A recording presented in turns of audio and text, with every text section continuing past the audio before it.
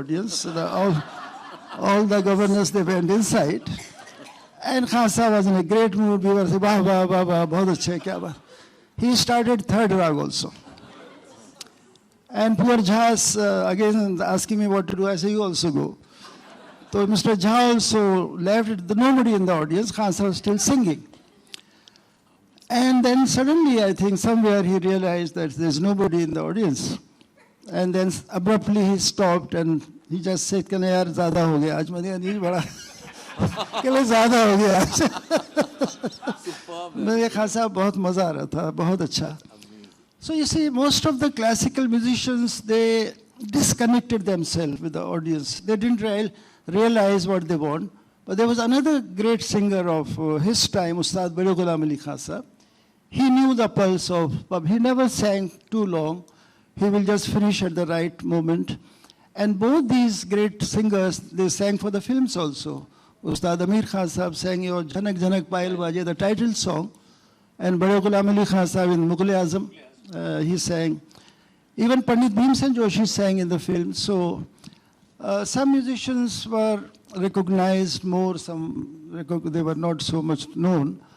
But most of them, they dedicated their life to understand what is music, what is lay.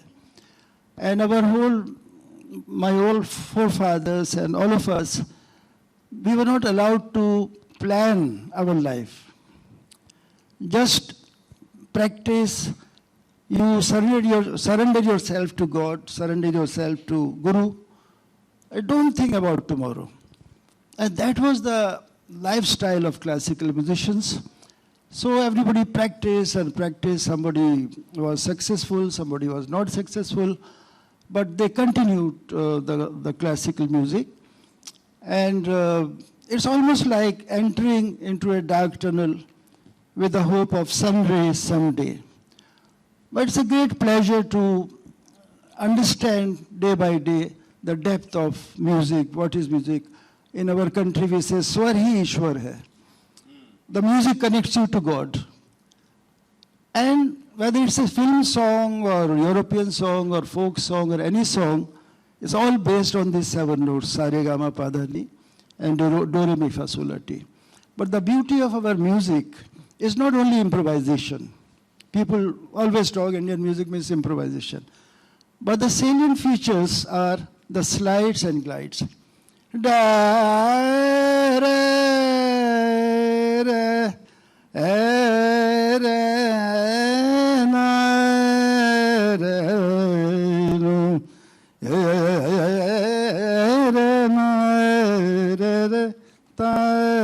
So these slides and glides, I often feel that it's the influence of our Indian culture, the humility, the namaskar or shashtang namaskar, and you were talking about touching the feet. So all this humility, the grace, what we have, that has influenced our Indian classical music. And fortunately, the future is bright because there are so many, in the generation of Aman and Ayan, there are so many talented young musicians. And so I feel very happy and proud to see them progressing, and they're established classical musicians. Karan, about the family being at the heart of it? Well, it is, in a sense, your strength. I mean, though I think that so much is talked about in recent times about, this whole family structure, etc. That is an organic part of, it's whether it's dissed, it's criticized or discussed, it's a reality. It's the way it is. I think in my case, it was my father was a producer, and therefore I was introduced to the world of the Indian movies. But I think that the strength that you get from your family is much more than just the creative force that comes with it. It's also because we're in a creative field, and somehow that lends itself to deep levels of insecurity. And I think you just need the power of family to keep you grounded. At my end, it was my father who taught me some ropes, and my mother who makes sure that I'm grounded on a daily level and pretends like every time I'm awarded or honored, she always wants to know why. And it's actually very heartening to have a mother who's not your fan. But she isn't the only one asking the question. Yeah, I'm sure she isn't, but she's definitely the first one asking the question. And sometimes it's a bit deflating before you're going somewhere to actually have your but then I realized later that she's doing it very much, to kind of make sure that at no point I let anything get to me. So family suits that purpose within, and I think, Sohail, more so, I think in a creative world, I think you need that strength because, as I said, you're far more vulnerable, you're far more insecure, and you're always, I think, seeking either acceptance or you're kind of fighting delusion. And for both situations, you need someone strong to tell you at home. Satsab, I want to touch upon, and this will be the last 2 or 3 questions, then we'll open it out for a Q&A. I want to touch upon something that, in Calcutta we were very fastidious about, which is the purity of the craft, the essentials of theatre. Like, we wouldn't regard musicals as theatre, I still don't. We believed that rehearsals were when you were completely ready with the script, with the lines, and then you began the first rehearsal. There was a joy in being pure to the craft. Obviously, times have changed. Karan rightly alluded to the fact that technology is actually shrinking time and matching man's current impatience. Do you believe we lack that purity? And is that a good thing or a bad thing? I don't think it's a good thing. The purity is most important. And you see, technology and tradition, they have to be friends. I feel proud to see a human being has created keyboard. A keyboard can produce the sound of violin and flute and sitar and everything. And many musicians have lost job because of keyboard.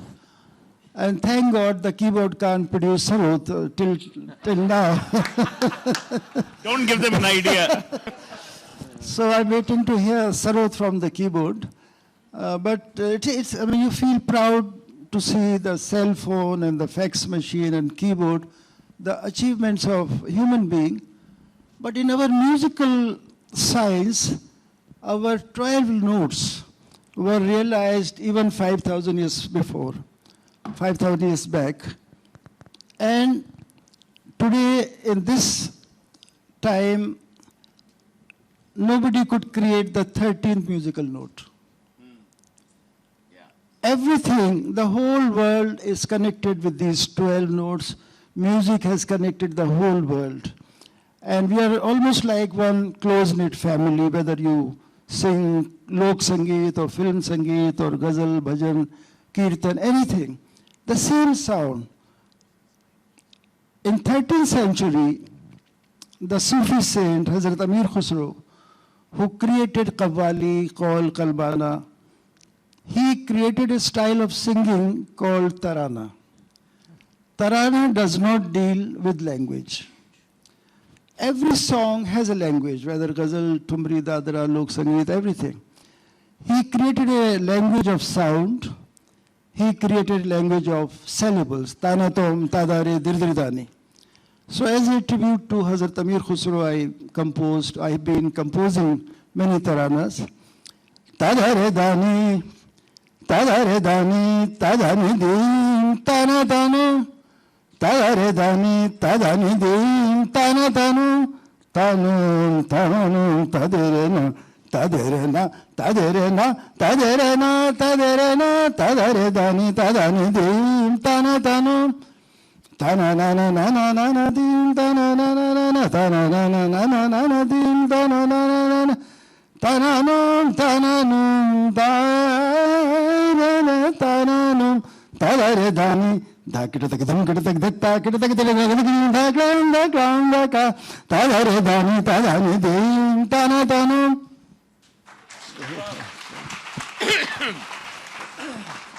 This is my penultimate question to Karan, and then one last one to you. There's a very interesting play written by Peter Shaffer called Amadeus, in which Salieri, who's the court musician, says of himself that I'm the patron saint of mediocrity. And Mozart was this prodigious genius who came and defied all the rules.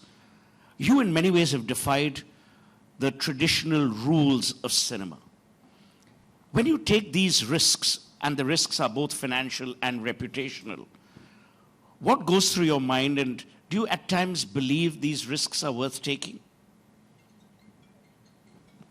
Well, when I began my career, I didn't take very many risks, actually, because the first two films that I directed and my father produced, the whole idea there was that I was seeking commerce in art.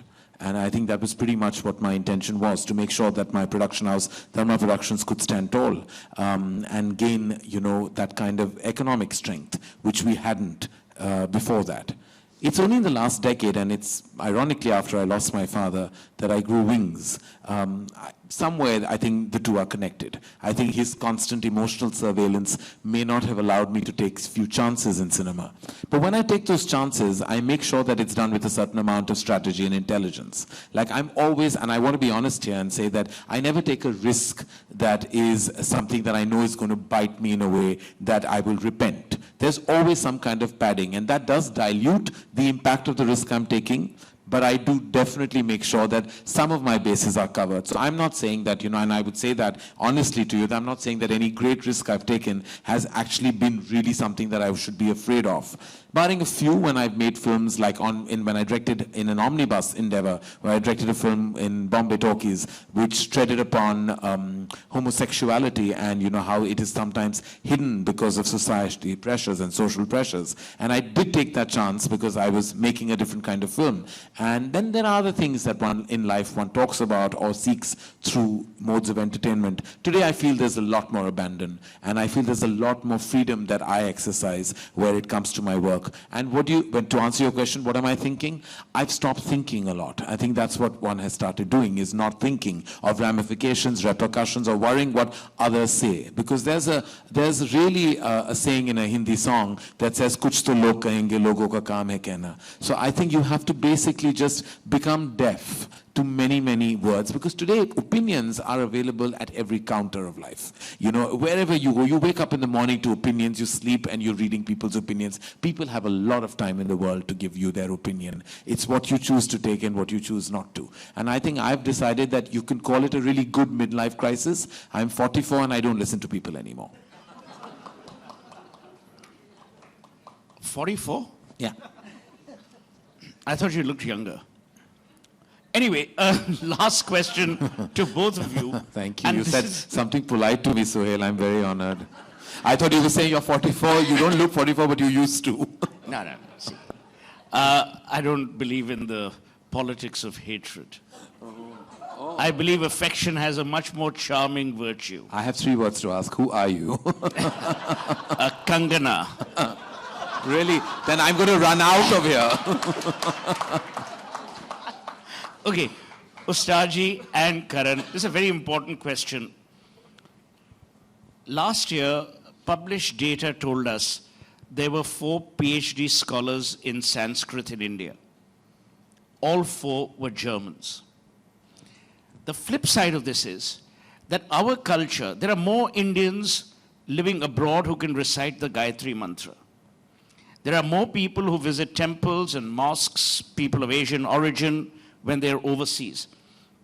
Do you believe in many ways the diaspora is more a cultural anchor of the past? I believe there are more and more classical music concerts, Indian classical music concerts, which draw huge audiences abroad. Do you believe that the diaspora today is playing a much more befitting, more important cultural custodian role? Yes, I think they are playing a very important role. But I feel very sad to see whether they are diasporas or, Indian educated people, that people still going on building temples and mosques. How can a PhD be radical? This is what I feel very sad. That some diasporas, they are emotionally, they feel connected with our culture and tradition and everything. But even NRIs, they are, some of them are very radicals. They are highly educated. So this I feel very sad that education could not create compassion and kindness in a human being. How a PhD be radical?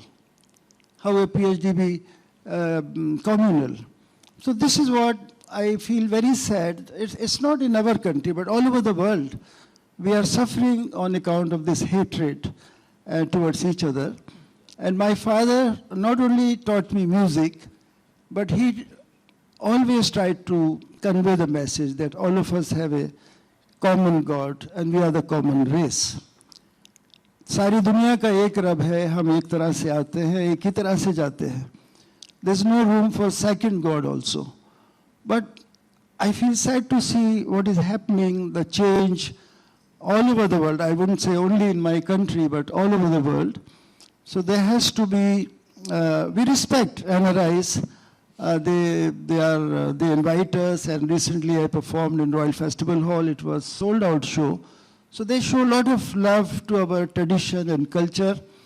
But how to remove this hatred from our culture, I think.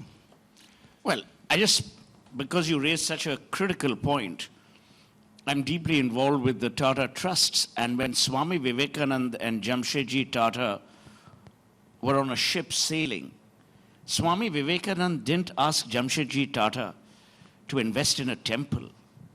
He asked him to create the Indian Institute of Science. Those were men. Today we have people who are self-serving. I also believe that corporate India needs to unshackle itself from some of the stuff that it's doing and actually set up, to my mind, temples of culture which recognize no God except the godliness of craft. And the day that happens, we will get back the India we seem to have lost. And I genuinely believe, as a person who's 54, just 10 years older than you, but not necessarily wiser, that we are at an inflection point of great optimism. At times, this is manufactured outrage. Even our hatred is now manipulated, whether it's manipulated by the media, by politicians, by people. It's manipulated hatred. And the only way we can eliminate this is by going back to three things. Our parents, who give their children unconditional love, by going back to history, which we seem to have kind of displaced, and by understanding that there's a lot more to life than optics and than visual symbols. And I genuinely believe we'll get there. Karan, I want your comments, as I asked Ustad Sahab, on this whole influence of the diaspora. Well, it's very strong, and I think I do tend to agree with you that I think when you're detached from your roots, you seek them much more. And I think that's one of the reasons why the diaspora is so immensely traditional, far more rooted, far more absorbed by our culture and everything that comes along with it. I was also, like, recently a judge on a music show which was called Dil Hai Hindustani, and it was actually to my surprise on so many occasions that there were people from Russia and Kazakhstan and even America. There were, like, from Canada, like people like of Canadian origin, Americans who had learnt our music, who had learnt our musical instruments, classical Indian singing, and were coming and performing. And it was just completely surprising to me that I turned around and I saw many young members in the live audience who were seeming completely clueless. And I said that therein lies what you were talking about. That was an amazingly contrary mirror, because here you saw the West, not just the diaspora, the West, organically the authentic West, actually enveloping and embracing Indian culture. And I turned around and saw the generation on their mobile phones disinterested. And I said somewhere there is a very unfortunate irony. And when you do talk about, I think, the diaspora, I also turn to, like, what I was initially accused of making was NRI movies, which when people said that with absolutely no logic, because what they don't understand that the diaspora, the NRIs according to them, or the Asians who lived out of their country, are far more traditional than any of us are capable of being. In urban, like, I'm sure Khan Saab will tell you that his performances outside of India are received with so much love, respect, reverence and admiration, and it's only because they really feel the detachment and therefore seek the attachment. And that comes from, I think, predominantly the big source of culture, which is music. Yes, with due apologies to the person in UP, ghar ki murgi dal barabar. But we'll come to that later. I want to end this, and it's been a fascinating conversation. To my mind, both these men represent not just a generational shift in age, but the commonality of the respect for the craft, whatever craft that may be, and whatever we may believe in. Karan is a freshly minted parent, and my advice to people has always been, there's only one insulation against hatred, against prejudice, and that's reading.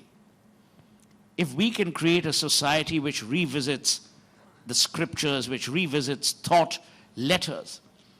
I mean, I was appalled that some people in corporate India stood up and, went for this Warren Buffett, Bill Gates, pledge to humanity move, only if they'd read Manu Smriti, who 3,700 years ago talks about Dhan for the first time. Max Muller in 1862 says the Upanishads are the only works which first establish self-identity before you can serve. But we'll have this classical or this literary discussion later. We'll now open it out for questions and answers. Both these gentlemen are winning awards as we go along through the evening, not necessarily here. So we are pressed for time. I would urge you to raise your hand, not your voice. Speak into the microphone, it always helps. Tell us your name and ask a question. If you want to issue a statement, there is a slot available at 9:15 on the news hour. But not with the news anchor we love. But not with the anchor we love. Yes.